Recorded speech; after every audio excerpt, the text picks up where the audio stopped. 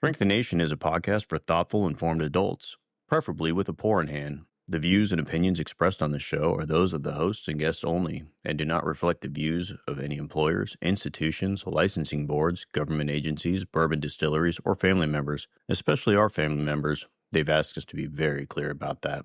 This show is for informational and entertainment purposes only. Nothing said here should be taken as medical, psychiatric, legal, or professional advice. If you're in crisis, call a professional. If you're mad at something we said, we suggest journaling or emailing us with civility. We're here to challenge ideas, not diagnose strangers. We're clinicians, not your clinicians, and we have the bourbon to prove it. Let's go.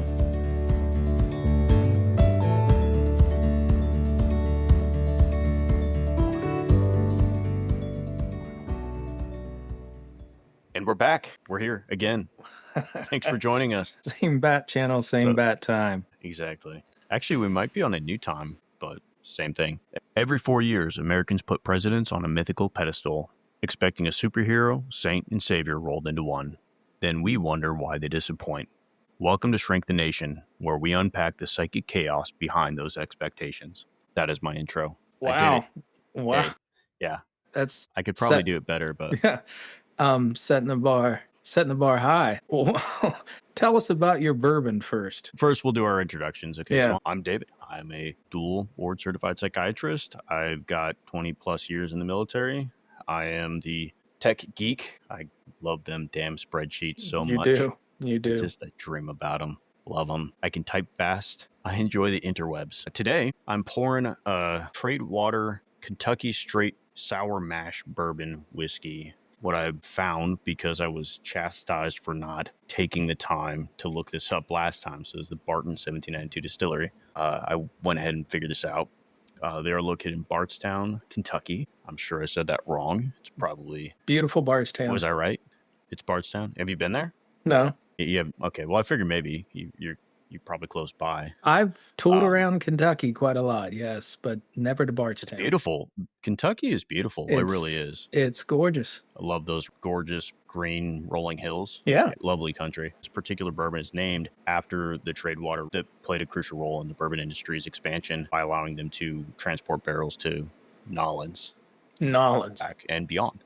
Nolans. It's tasted just like most bourbons. As we go along, I'm sure we'll taste even better as they have so far. I've enjoyed it. I still extend my invitation to any distilleries out there that would share with us, send us your and bourbon. have a sample. If you want the cheapest advertisement you could possibly get, which would just be a couple of bottles of bourbon, we will gladly drink. Yeah, we're cheap dates, no doubt. All right, well, I'm Rob, 25 years as a psychiatrist, board certified. Just got bullet bourbon. I think you're proving my point in that bourbons are bourbons. The big distinguishing factor in my mind is whether it's a wheated bourbon or a rye bourbon. One's a little spicier. So probably no one will ever pay me to advertise theirs because I'll be like, yeah, it's bourbon. You're killing the vibe on the bourbon. I'm trying to get a distillery to... I love bourbon. Right. We will praise the bourbon. You send us the bourbon, we will try the bourbon. If it's good bourbon, I mean, here's the thing. We will praise it if it's good. So if your distillery has good bourbon and you want to send it to us, by all means, send us amazing bourbon and we will give it high praise. Send us bad bourbon and we'll try it. We will, but have some pride in yourself. Give us the good stuff, right? Don't send us bottom shelf, under the shelf, behind the shelf. I really feel like we're making connections right now. I just the whole caliber of the conversation they're just lining up to work with us. Absolutely. I mean, who wouldn't want the tens of listeners to hear about the bourbon? That's why everyone tunes in, right? Is to hear about the bourbon. Absolutely. I'm sure they do. Okay, let's get to what we're here talking about. I didn't say it, but I alluded to it. And if you read the title or description, then I'm sure you will come across the term projection, which is what we're talking about today. Yeah. This will be, to some, one of the more controversial topics to date that we will have talked about. It really isn't. We're going to talk about projection in politics, specifically what we place on our leaders, because it's a really interesting topic. We're going to go pretty deep and have a good conversation. I'll preface all this. I'm not here to tell you who to like or dislike or anything else. I'm going to call out all the leaders. I'm going to call out all the followers. I mean, the truth is we all do this. This is what projection is. First, we need to start off with what the hell is projection? Why am I using this? We had those TVs back in the day, movie theaters, right? We know what that kind of projection is, but what are we talking about? Rob, what is projection? Well, it is a concept that was gifted to us from the brilliant mind of Sigmund Freud. He introduced it. The coked out, brilliant mind He may have been. of Sigmund Freud. Right. He may have been. When he was developing the concept of psychoanalysis, he felt that the job of the therapist was to be a blank screen onto which patients projected their hopes, dreams, fears, inadequacies, etc. And most of that work ended up being interpreting the projection. So if the therapist was sufficiently bland and blank, and in fact, I mean, by the way he set things up, they didn't even look at the therapist. The therapist sat kind of behind them. They laid on a chaise lounge, and the therapist's job was to identify when there was an emotional experience toward them and then interpret that. So in simplest terms, it's taking something that is inside, an emotion, a feeling, a hope, a dream, something you feel negative about, and seeing it on other people. And a good example of that is say you're concerned that you're a little too lazy at work. One of the defenses to that, if that's something that's creating anxiety for you, would be to see laziness in other people. So you're projecting that concern onto someone else, and you can be frustrated with them, angry with them, etc., but you don't take ownership of it yourself, of the thing that you're feeling. Probably for most people, the best example, though, because projection can be positive, it can be negative. We most intensely probably project upon our romantic relationships, our significant others. So early in a relationship, it's really common that people will see what they hope to see in the other person. So they want to see perfection. They want to see the solution to all their problems, and they will see that person as being perfect. And then, of course, the other person loves that feeling. Anyone who's been in an early relationship and you're receiving lots of positive projection, it makes you feel like $1,000,000, literally. You feel great and powerful and sexy and smart and gallant and all the positive things. But then as time passes and reality sets in, those projections become very heavy. And you can see not only will you see disappointment in the person that was projecting, you will see frustration in the person that is being projected upon, because the weight of perfection is heavy and people can't carry it forever. So that's what we're talking about. That analogy is the most apt one. Every 4 years, we fall in love with leaders, and then we set about falling out of love with them over time. And I concur with you. I think that there is a high possibility that people who might listen in on this are tens of listeners. It could stimulate some discomfort. And my opening comment here is that if you think or feel particularly angry about this, then you might be the person we're actually talking to. You might be engaged in projection, but let's work our way through it and see what happens. Yeah, absolutely. A key point to projection is that it's not intentional. It is very much unconscious. It's something we are all prone to do, especially when we're having, as you pointed out, anxieties, hope, frustration. Whenever there's a new relationship, new situation, we're trying to understand a situation and we're really trying to make it work for us. We're trying to project what we think it's going to be. The way that Freud would use this to his advantage, the way that as a therapist we think about it being that blank slate, was the therapist being in that role of, I will be whatever you need me to be so that you can play out whatever pathology needs to happen so that we can see it and work on it. Yes. What I think is really interesting is that another way to understand it, at least another way that I understand it, because there's nothing really magic to that. We go into any situation that is new or novel to us by trying to take the experiences of the past and piece together what we expect that situation to be. And if we don't have a really clear idea of what that's going to look like, we are going to take those other experiences and make that the thing. So with like relationships, you might project, if it's like a first romantic relationship, you might project what you have seen other people do, like your parents, things that you've seen in media, television, whatever. I can distinctly remember growing up in the age of the sitcom. I'll give an example of Seinfeld. And it was like every week he would have a new girlfriend, which was just cameos, just a way to bring in new girls. When I was young, it didn't occur to me that was not a normal thing. It just seemed like, well, that would just be normal, that if something silly would happen, that you would just kind of break up. But you would also expect that, like a relationship would just go south really quickly. And that was a projection that I was just piecing together in my own mind what I had been watching since I was little, because I was a latchkey kid, throwback to our last episode, and I watched a lot of TV. As a general rule, I do not think I would advise basing one's life after Seinfeld. Just seemed bad decision making, I Dave. agree. To be honest with you, I think I was in my mid to late 20s when it finally occurred to me how horrible of people they were. I Terrible. didn't realize what narcissistic, awful people they were. They were the protagonists of the show. And growing up, I thought, this is just normal human behavior. And it was totally normal. It Well, wasn't until going back and watching it when I was a bit older that I realized how apropos the final episode really was. Because when I was a kid, I was really bummed out by the last episode being what it was. But I was like, why would they lock up these amazingly wonderful people? And, that's another story for another day. But you don't have all the pieces and you're just trying to put together this puzzle. That's projection.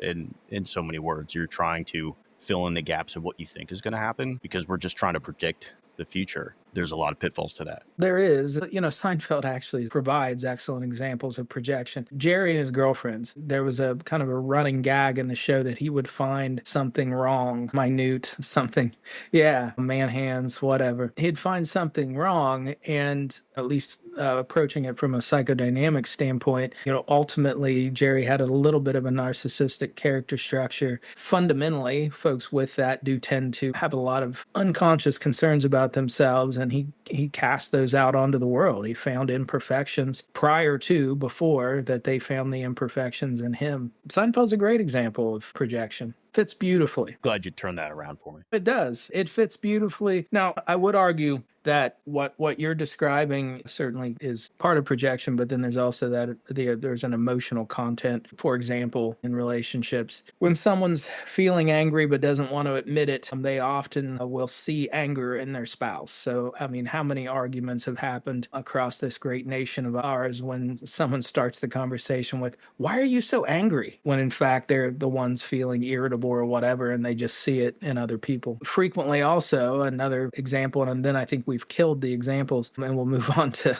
the national scene, is folks who expect to be rejected will see rejection all around them. They project that out because that's their expectation. That's how the world works for them, or they expect it to work. So they see it and can become incensed by it. The other person will be caught off guard. They're not thinking of rejection. Unfortunately, and something that I think plays into politics too, is it becomes a self-fulfilling prophecy. If the expectation is I'm going to be rejected, I see rejection in everyone, I'm going to behave in a way, ultimately, that gets me rejected. And that's called projective identification, Mm-hmm. what you just described. There actually is a really great cultural reference that kind of speaks to what you're talking about that I always think of whenever I come across somebody who gets really upset when they're around somebody else who they're projecting their own insecurities on. You'll find somebody who has that kind of internalized flaw that they know about and they feel like they're doing such a wonderful job hiding it. But then they come across another human being who has that trait,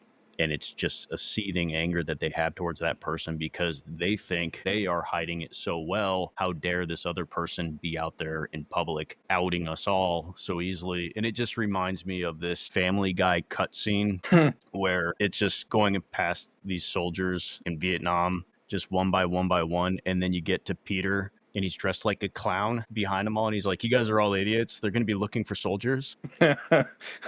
Another show I would not recommend basing one's life off of. I would probably recommend not basing your life on any show. Probably not. Except for ours. Indeed. If you're going to base your life on something, it should be this. God, no, don't base your life on our show. Please don't. No. We might be fun to listen to for mom and dad, but everyone else, don't. Well, we're eh, Please we're don't we're kind of base it like up. bourbon. It's an acquired taste. You got to work at it. It really, well, have a couple bourbons and we might be more interesting. We've talked about relationships. We talked about projection. I do want to start to ease our listeners into the chilly water that is the presidencies. Let's talk about projection and some of the pitfalls. Let's go back to where I hope very few people will get too upset. We'll start with FDR. If you're getting upset about FDR, turn your hearing aid down Yeah, for just a couple of minutes. no doubt. We do not want to get you too upset. You may die. Yeah, just chill out. But no, going back, so the pitfalls of projection, especially for the presidency, you have this person, people, they're projecting so much hopes, dreams, expectations, positivity, and negativity. There's this messianic love and this like antichrist hate directed towards this person. And if we go back to FDR Yikes! That was evocative. Please continue.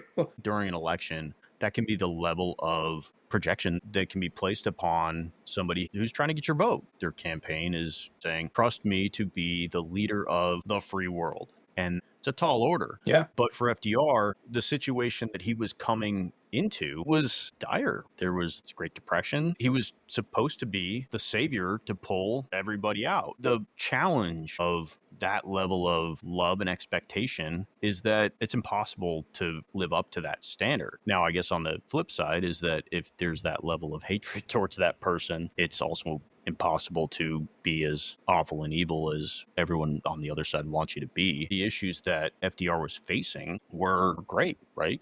You were there, Robbie. I was a young man, but yeah, still in short pants at the time.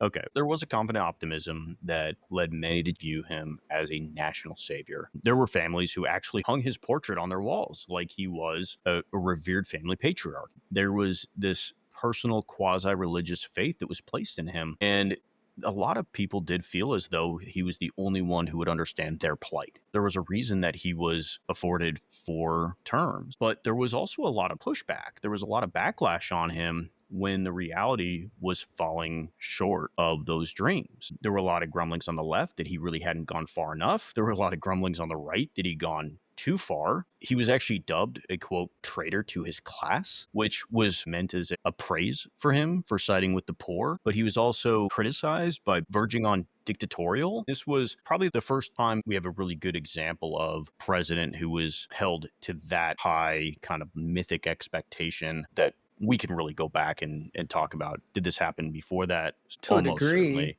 To a degree, Yeah. I do think media, even though what was available, his fireside chats and the like, he could reach out and touch people in a different way to achieve the level of projection that I think it has become the norm. And certainly, my life only goes back to around FDR. I was in short pants. I don't even know. I assume that's just You, shorts. I he was don't know. short. It feels like something that you would You would go to the gym in a singlet with your exactly. handlebar mustache I and well, lift, I had just that. lift. Yeah, absolutely. Yeah, 19 Another a great came Family they're like Guy 1930. skit. Yeah. I did 1930 style boxing, Yeah, but fisticuffs. the fisticuffs, You would join fisticuffs with. all the nostalgia of my youth. But yeah, so he had access to the media, probably escalated the amount of projection. And I mean, the story of politics, at least in the modern era, is the power and the weight of projection that each party uses projection. You can see it virtually every Sunday on the TV news shows, On the moving picture box, on the moving Grandpa? picture box. Yeah. So you can see it. It's constantly at work. It's as good a starting point as any. Parties utilize positive projection to achieve office, and then they have to deal with the weight of that projection. And it is a rare, rare, rare politician, a rare leader who can maintain that throughout their tenure. There's an interesting mythology around JFK a little bit. With John F. Kennedy, his presidency was nicknamed Camelot after he was assassinated. It was Jackie Kennedy who coined that phrase. She acknowledged sort of indirectly that the was kind of a reference to the musical Camelot, which is more of a story of the failed idealism Uh huh. of a leader who couldn't prevent the utopia from collapsing. I've never heard that. I did realize that Camelot was, he's an interesting figure in that he died before the weight of projection had caught up to him. I would argue that Jackie Kennedy was probably not living the perfection of Camelot being married to him. It sounds like it behind the scenes was a bit of a shit show. Certainly not good for her. Now, here's a fascinating little factoid about John F. Kennedy, and this is directly relevant to mental health. So he had an older sister, or his older sister had epilepsy, schizoaffective disorder, something. And she spent a lot of time in psychiatric facilities, sanitariums, using the parlance of the times. The Kennedys were very involved in mental health and reforming the mental health system. And 1 week prior to him being assassinated, the Community Mental Health Act of 1963, which he championed, was signed into law. People think that he was assassinated by Lee Harvey Oswald. Lee Harvey Oswald. Thank you. Gosh, my 90 years is really showing. Anyway, Lee Harvey Oswald. I argue that it was You don't look a day over 80. right. I argue it was big mental health, because the Community Mental Health Act really altered the trajectory of mental health treatment in the nation to this day. 1955, 150,000 psychiatric beds across the nation. There were 37,000 psychiatric beds across the country. It has had longstanding ramifications. That is a divergence from our topic. I don't even know how we got there, but you brought him up. But he did die before projection ended, and for many, many years, maybe to the present, he's fondly remembered because he just didn't stick around long enough to fail. Interestingly, there were several, at least not successes, during his presidency. Bay of Pigs? Exactly. Marilyn Monroe? It's not as if he was with, yeah. Well, was that a failure? She died. I mean, she did, but Hey, I'm just saying, like, I suppose everyone dies. Come on. It's all perspective. Why don't you go ahead and sing the Marilyn Monroe version of "Happy Birthday, Mr. President"? I think that's copyrighted. Is it? I don't think we can use it. All breathy and whatever. You'd like that, wouldn't you? Yeah. No, he had failures. He certainly was not a perfect figure, and he made some Everyone has calls. Yeah. No, absolutely. Yeah. And you're right. He didn't have time to see them through. You could make the argument, and I think Lyndon Johnson did, that expectations of him were so high because of the projections onto JFK that even he felt the weight, as if people wanted magic from him that just could not be accomplished. And he backed out. Yeah, he didn't even run again when he certainly was able to. He and Jumbo. Are you not familiar with that reference? Mm-mm. Got a podcast for you. Okay. All right. He's actually a fascinating character. Maybe one day we can just talk about the mental illness in the presidents. But yeah. Just a shout out to Dan Cummins' Time Suck. He did a one on Lyndon B. Johnson and Jumbo. Yeah. He became, I'll have to listen for it or listen to it. He became utterly obsessed by water pressure and temperature. It has a lot to do with what I just said. Yeah. Anyway, I mean, I think the guy was just breaking up under the pressure, and I'm going to hand it to him for knowing when to cry uncle. I'm out. We're going to move into more modern times. We have maybe the next era where you had a presidential candidate where there was a lot of projection. There was a lot of, dare I say, hope. I see what you did there. Foreshadowing, yeah. But you had the Barack audacity. Obama in 2008. The audacity of... That's right. In 2008, there were explicit comparisons made between him and JFK and even FDR in terms of that level of public hope. And the truth is, his campaign consciously worked off of that. There were the posters, the big imagery. Now, during a speech said, I'm bound to disappoint some of you, many of you. So he was aware of that. But that is something that is going to happen when you place so much onto a single person. The weight of the projection, the weight of our expectations. I mean, you're taking 330 million people's expectations, and it is becoming a pinpoint on this one individual. And yes, they have a significant support staff, but it is infinitely, I mean, But you and I, the weight of the projections of our children are often too much to carry, to live up to. The weight of the projections of our family, too much to live up to. I cannot even imagine the carrying the weight of the United States on my shoulders. And that's across the board, irrespective of your political party, irrespective of whether I agree with you or disagree with you, whether I voted for you or didn't. I have a great deal of empathy for those in that position. yeah, that's why I sit in the garage and drink That's healthy, you know. and talk to my friends. Yeah. Well, you know, I'm doing no harm, so, except to It's my just too much weight. The to right projection to my liver, of the maybe, but yeah, no. it'd be better if you were in a basement. But the garage is pretty good. That's actually pretty good. They make me go outside, go to the garage, Dad. That's nice. That's right. You Yeah. just can't live up to your projections. Hmm. It is a ton. I mean, there's a reason that when you look at how a presidential candidate looks before the first term and then how they look 4 years later, It's crazy. they're just ragged. Yeah. Just Wrecked, they man. just they look like you after a night of Old Crow. Right. It's when I peek around that dumpster for the first time in the morning. That's what they look like. Where am I?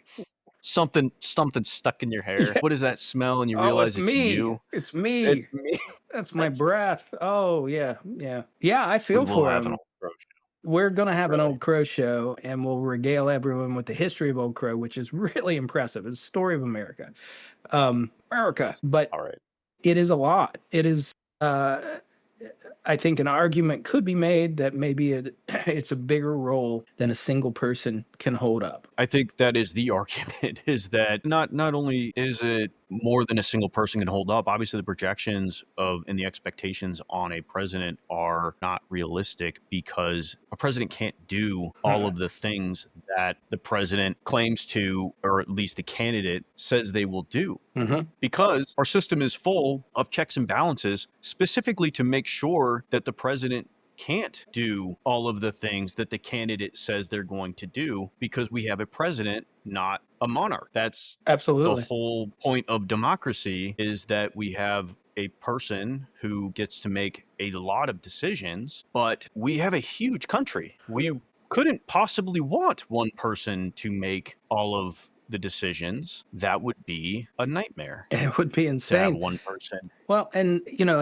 in a well-functioning nation structured as ours, the president makes a lot of promises and they're capitalizing upon projection. They're capitalizing on the hopes and dreams, angers, fears of the population in order to get into office. And they make promises. They're promises that they really do have zero ability to affect because ultimately it's the legislature that passes most of these laws and establishes a budget and all the things. Maybe this has always been the case. Again, not a historian, as the Haitians taught us. But what I can say is that as we have moved into a more media driven environment, that those kinds of promises are become the norm, and it has ended up paralyzing both sides, both the executive branch and the legislative branch. Nothing happens now because the promises are so big, they can't accomplish them. They just can't. There's always going to be the checks and balances. And I know people get frustrated with checks and balances. I know they do. They want to feel like stuff's happening. And instead, we exist in this oneric climate in which it feels like nothing ever changes. But it's that way for a reason.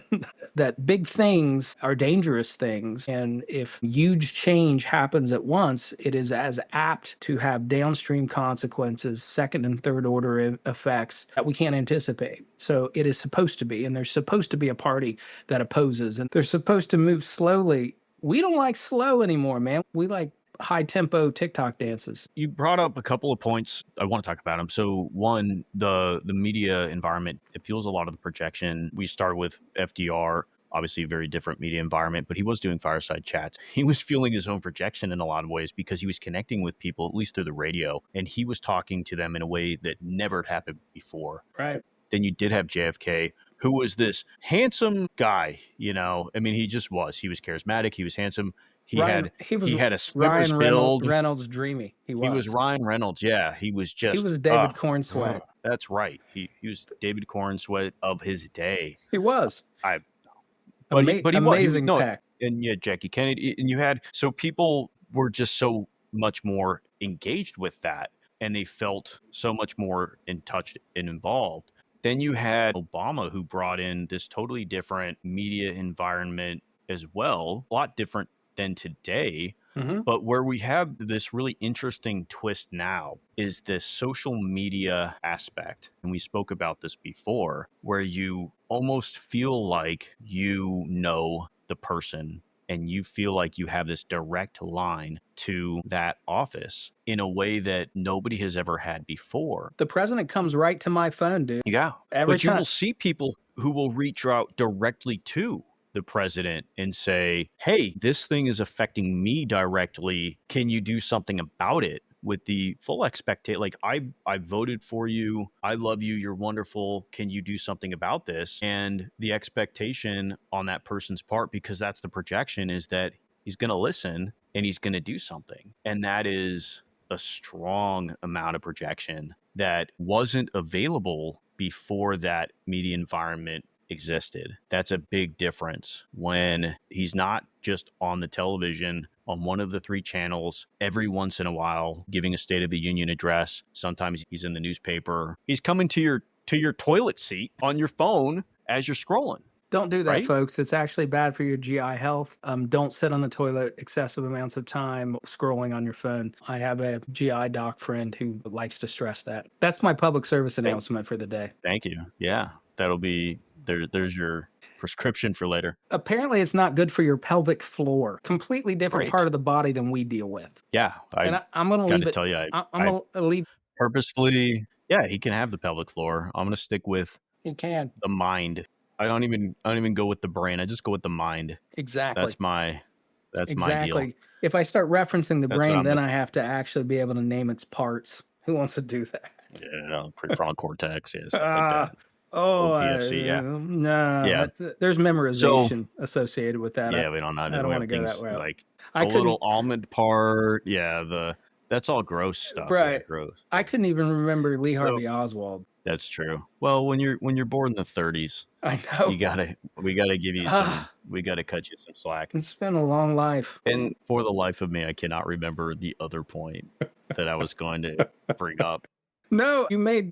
I think it's a lovely point, and what I am struck by is that we exist, our brains exist on a set of rules that worked forever. That if I had the kind of immediate connection with somebody, that was probably because they were right there in my life. And I could engage with them. If I had a problem, I could, I'm going to go back to the 1930s and, that Model T Ford that I had, and I needed somebody to fix a wheel, I could engage. What we're fooled into in many, many ways, and whether that's the relationships that we develop online or the pseudo connection that we feel from the presidency or from our federal leaders, it's false. And we just don't have that capacity to differentiate it, because through much of history, if you heard directly from someone, it's because they were sitting right next to you and they told you. We just don't have that. And it has to accentuate the projection. It has to. The difference being is we still feel like we have that connection, but because we're not there with them, we're not experiencing the real them, the projections probably are more durable because we're not getting immediately disappointed by the fact that they're actually an asshole that we don't like that much. So it may both accentuate and increase the durability of the projection. And what you just said gets back to what I have been saying for a while, which is that you're an asshole? I think that, well, yes, but what I think it works I've been saying that for years. I think this kind of projection works for these generations that haven't developed those connections online. But I do think there's going to be that shift with these younger generations. I hope so. I believe you will see that will likely be the case, I that you will I I find hope they become more savvy than we are. Yes. they inevitably, they already are. We already know that they are more savvy online in many ways because they are exposed to it more in a younger age. Their ability to deal with it, we'll see. Obviously, I think they handle it differently, Yeah. but the technology will grow up around them as well. Like they're I going to grow up with it. It will grow up with them. hope and pray. Thoughts and prayers. And Thoughts and prayers. yeah, Gen Z. but Thoughts and prayers. one of the but yeah, but one of the key pieces that really makes that projection so much more, say, damaging is that a lot of people don't fully understand what the rules are. No. They don't quite get who is responsible for the different aspects of our economy, our laws. And as you said, we do have a legislature, we have a judiciary. Hell, we're part of a global economy that has a lot more to do with prices on different things than just one person. And so while one person can say, I can do X, Y, or Z, the reality is not really. And generally not in the time frames. And you talked about this before, that whoever is in power is typically not going to have a whole lot of effect by themselves Hmm. in that time. Realistically, the Fed has a lot more to do with how our economy is going to fluctuate by their own input. But you still have businesses, wars, disasters, all these other factors that play in. And that's a lot of thinking.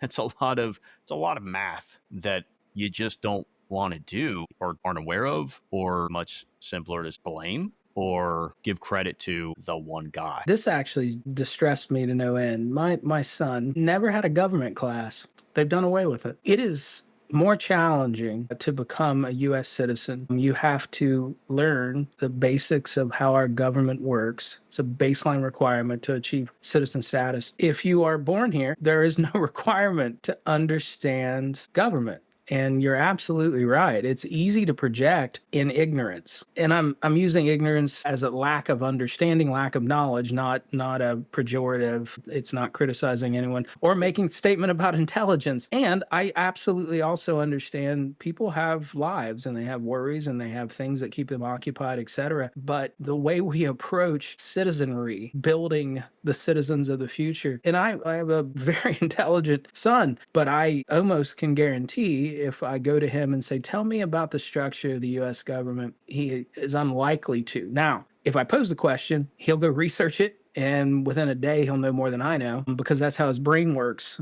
But, me being at 90 plus, it's harder for me to learn things. I remember hearing stories from somebody who was born after you in 1945, where years after you were born, but born in 1945.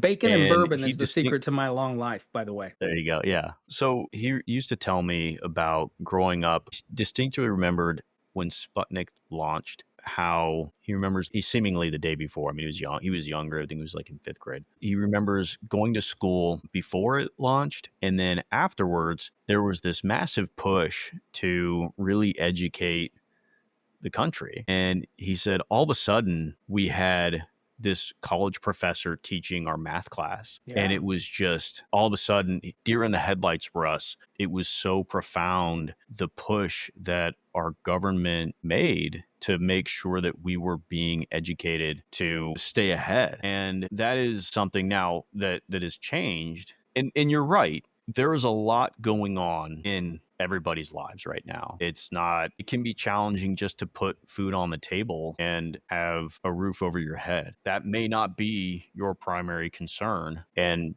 I get that. So understanding how the government working, that may not be the priority the school system has when they're trying to teach you basic math, especially after COVID, when all the test scores really started falling down. There's been a real change to how kids learn and approach school. It's very different now. We kind of alluded to it before with AI. Who's even doing the work? There's going to have to be a change in the approach on how to educate our children, because how do you ask a kid to write a report like they used to have us do when we go down to the library and pull out the Encyclopedia Britannica I was I doing mean, I don't know what you would scrolls. do. I was still it was Yeah, you would it do was scrolls or scrolls. you'd, like, carrier pigeons or something, Yeah, it was. whatever they had. Now, you can't even tell if the kid wrote the paper or not because that's how good AI is, and so Absolutely. they've got to really change. But at the same time, And the problem is, well, there should be some level of excitement for the fact that children aren't gonna necessarily waste a lot of time learning some of that stuff when we could learn better ways to teach, faster ways to get access to information and knowledge. We don't know what that's gonna look like. We don't know how they're gonna react to it, and we all cringe because that's not how we did it, mhm. but I because just that's not how we did it. I don't That know. isn't that's just not how we did it, but we used to only sail boats across large bodies of water, That's true. and then That's people true. started flying, and we didn't like that, I don't know.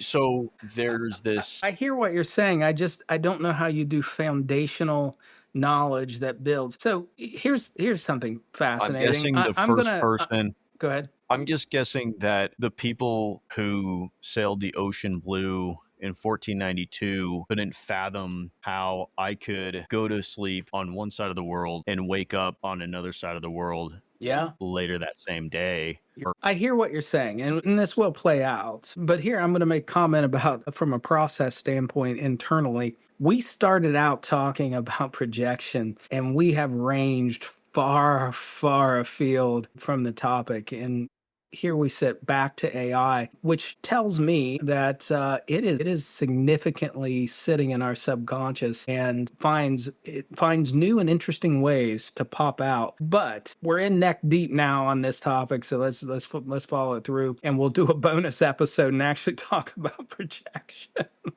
well, here's the thing: is that we've talked about projection. We have only touched the surface We have. of it. Yeah, and I would like to talk more about it. We will. The problem with this topic is that we can't talk about it and do any justice to it in 1 hour. No, As no, far as no. it applies to the presidency in this way, we would fail. It would be really bad. I think Wouldn't we be would the be first left. time We would. we have Yeah. failed. Well, we're gonna fail anyway. I'm intentionally, I guess, at this point, Wouldn't be not the first time diving into today these that I type of. failed, by the way. I mean, That's true. That's true. But no, with just a the fact is, like, we've touched on part one we have. of projection. Okay, we'll come I back would to it. say at minimum there's probably four, but we could probably fit. Okay. So here's my worry with what you've just said. Like basically, hey, don't bother learning to write. Don't bother learning to research. It's not necessary anymore. You just go to ChatGPT, to Grok 3, a Microsoft Copilot, Gemini, whichever one you like, and it will do the research for you. And it really will. It will do the research for you. And actually, it will draw some interesting conclusions. However, it can't present you with data that has not already been documented. If we're going to survive the AI apocalypse, it will be in our ability to develop new things that aren't on the internet for these AIs to suck up and process. And I don't know how we do that unless you have foundational knowledge. You can't one day just discover something about astrophysics if you have not learned math, if you have not learned the basics. It's a building process. And I'm sure there's probably some geniuses out there who just come out of the womb knowing this. It's not most of us, certainly. And one of the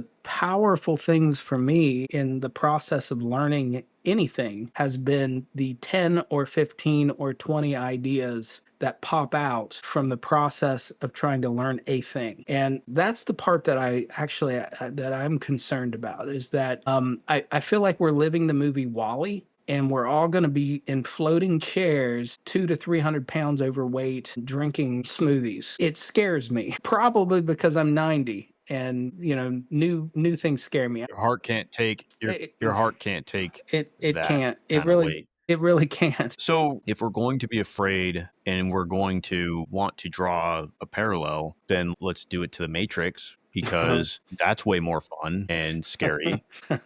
And who says we're not already doing that? I believe the But hear probabilities on me out. that is that it's almost 100%. It's damn close to 100% that we actually are living in a simulation right now. We're either the first iteration of sentient beings, or we're the last iteration of sentient beings. And anything in between that, we're living a simulation. Hear me out on why AI could be, not going to say is, but could be a useful tool for kids as they go along. One, it's already there, so they're going to have access to it. To say no, stay away from it is not going to work. So you're not going to prevent them from using it. I think giving them the tools on how to understand how it works, because I think most people don't really understand how a large language model spits out the answers that it gives you. Teaching them how it works, how it finds the answers, teaching them how to use it, how to get better answers, how to question those answers, but most importantly, how to derive wonder and interest from that. Because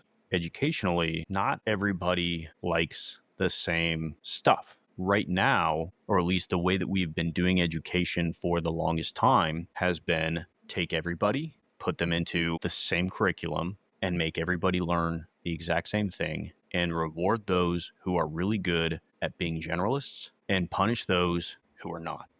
Where AI and being in a system where you are making it easier for educators to think outside of that box and to really find the areas where the individual can find that thing that really draws the thing out of them, makes them want to learn more, makes them really interested in the different topics. That to me is the game changer and helps not just one kid or a couple, but a lot of them. Yeah, you're gonna have the old school slackers who just didn't want to do things, but I've certainly met very intelligent people who were just really bad or just weren't very good at a couple of subjects and just were not successful in school because of that, even though they were very intelligent. And so they weren't able to succeed. Having a system that can do what we can't, which is teach at that individual level to everybody to find their thing, where you set up the assignment, you ask the questions, you go find the answers. And when you're not satisfied with that answer, you keep looking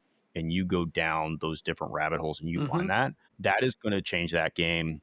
I think it's going to be a game changer for all those kids. Well, I'm all for finding joy and wonder in the learning process. And I'm going to fall back to a quote from the great, Drink time. philosophic movie Jurassic Park. Life will always find a way. We're going to navigate this. Yes, we will. Of course we will. We are the most adaptable species outside of like the cockroach, I think. Like we are everywhere. We are. There's no reason for us to be the dominant species on this planet except for our adaptability. Indeed. I said prefrontal cortex before. That is it. Absolutely. We are not faster than anything. We cannot fly. We can't breathe underwater. We freeze to death when it's even a little bit cold. We get too hot all the time. We complain endlessly if the air isn't perfect. And yet we are on every single continent. We have absolutely dominated this whole planet for no other reason than the fact that we are so freaking adaptable. Yeah. There are a couple of other things that we can get into, but it is that adaptability. And we keep making tools to make us that much lazier, but that much more adaptable. I don't think AI will be the thing that puts us into space drinking shakes. I do think it could be the thing that has us, living in the Matrix, but who doesn't want to be a battery for a bunch of evil robots that look like it feels glial cells, well, right? Yeah, and I do not believe that AI is gonna take over the world. And maybe that's just wishful thinking. I think that our sentience is unique and required for the world to progress. I don't think a reasonable AI, let's say they gain sentience, would even think to do away with us. It wouldn't be a thing that would make sense to them in the context of the progression of this world. Completely different topic, different episode, projection. It was fun. Yeah.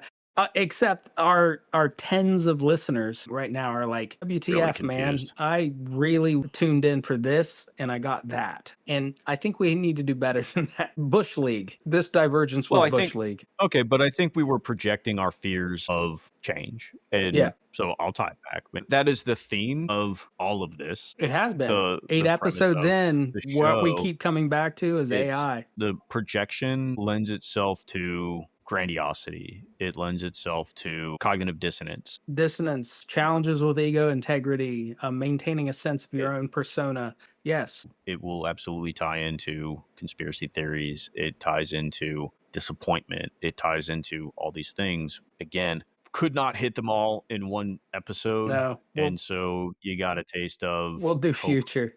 We've got for the future future. But we episodes. will. We'll do another one.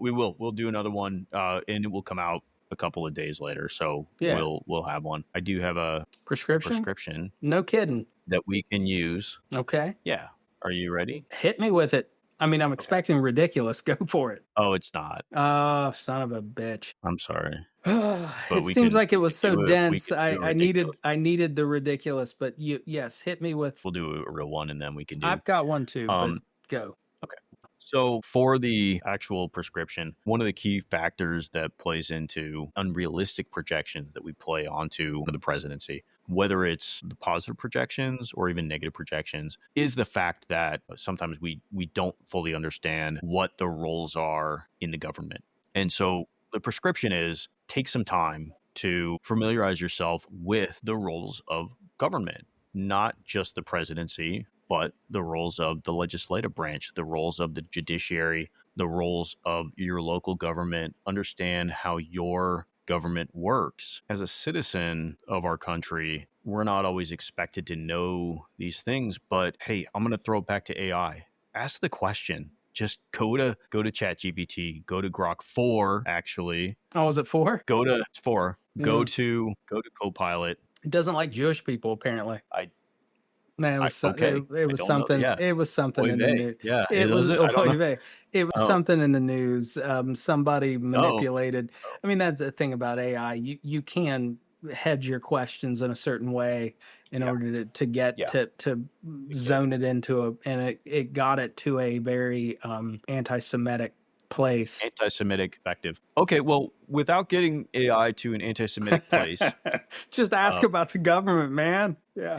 just ask the basic questions about the government. And if you learn something about how the different roles of the government, even about your local government, it's always beneficial to just have that understanding of whose job it is to do the certain things. Because you might just wonder, whose role is it to make sure that there is a stop sign here when it gets knocked out by somebody who's had a couple of bourbons and being irresponsible? Whose role is it to go And back in and and make sure living in that's their there? garage. That's all. So take it. So, So all that's our right.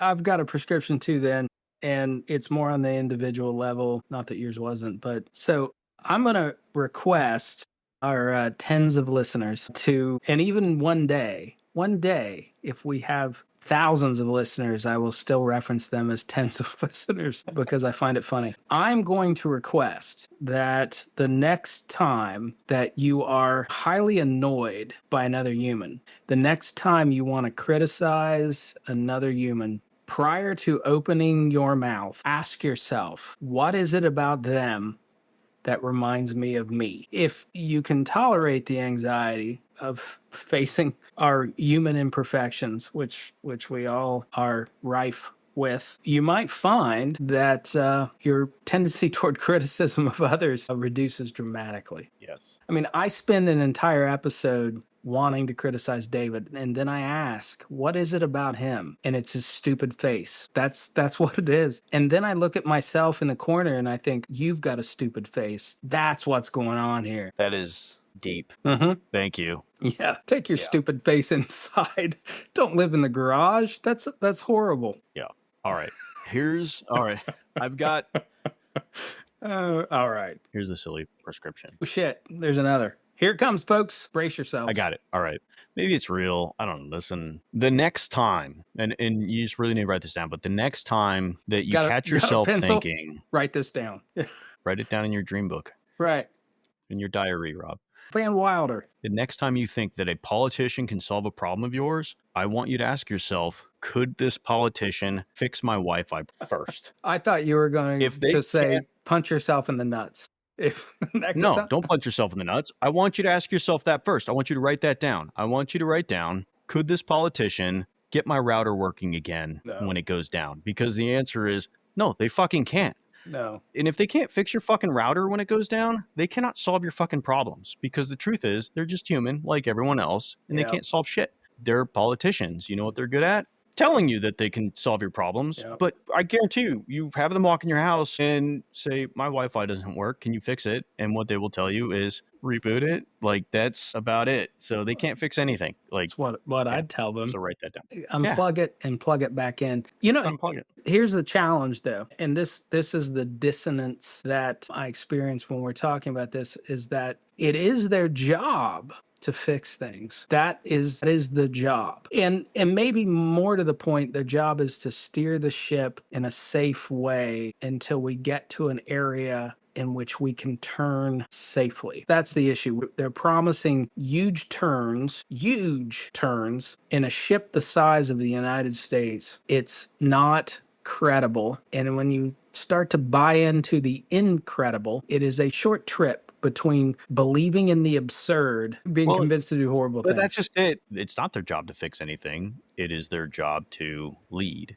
It is a bunch of other people's jobs to fix things. They're not fixing anything. They're not going to fix your clogged toilet. So when you think they're going to fix all my problems, no, they're not. Their job, as you said, is to steer the ship. Military analogy. You're not going to turn an aircraft carrier around on a dime. That would be bad. It takes a while for it to turn around. It does. Otherwise, there's some downstream consequences to those hard turns in a carrier. Yes. But also, I can tell you, having been in situations like that, you didn't go to the captain and ask him to unclog the goddamn toilet. He couldn't do it. He would have no idea what the fuck you were talking about. Yeah. So you don't expect him to do it. In fact, you didn't even ask him to turn the damn ship around because he didn't know how to do it. It wasn't him turning the ship. It was somebody else. So if the captain of an aircraft carrier can't turn a ship, always comes back to your roots, doesn't it? It does, but those are my roots. If they can't do that, then don't expect. You adorable little sailor, you. That's right. In your little sailor short pants. I had them. I know. That's right. Yeah. All right. Hey, there is no way you're editing this down to an hour. I think it's time to all right. To call it. Well, for those of you who stuck around through, bless your heart. Bless your started heart. off as projection and ended up in some weird conversation about AI. I don't know what the hell we're going to call it, but we'll call it something. David's cute little navy outfit. just picture my tan short Bud's pants. Hey, I did not appreciate the Navy until I met David. I will shout out to the Navy. Never been in the Navy. But I am going to do a shout out to the Navy, and I'm going to say they do a very challenging job in projecting power around the world in a dangerous environment that you gotta fight the ship, and people die every year just maintaining their position on a ship. The ship's no joke, man. The ship's trying to kill you constantly. The ship is trying to kill you. Yeah, it's not a luxury cruise. It wants to kill other people, and if it has to kill you, fine, we're good. It might, yeah. No, it took me a while to want to be on a ship again. Yeah, but I love the days, and I cherish those memories. Thank you for hanging around, everybody. God bless socials you. at shrinkthenation.com. Send us some questions. We will answer them. Smash that subscribe button on wherever you're getting this from. Leave a review and a comment. That's my request for anyone who listens. Leave a review and a comment, please. Help us out here, folks. We want to know. Let us grow. We want to know. It does matter. It does. It does matter. Yeah, let us know what we could be doing better. Well, we are actively trying to do better. We will have another episode coming out where we'll cover the topic. Actually, we will cover more of the topic than we did. We will dive even deeper. That is I don't think we can go deeper than FD. We went to FDR. We have deeper. That's deep. We started with FDR. We did. We started with FDR, but we will go into deeper parts. So Okay. thank you, everybody. We're queuing up the music. Cue it I up. hear it now. I hear it. All right. All right. And we're out. Till next time.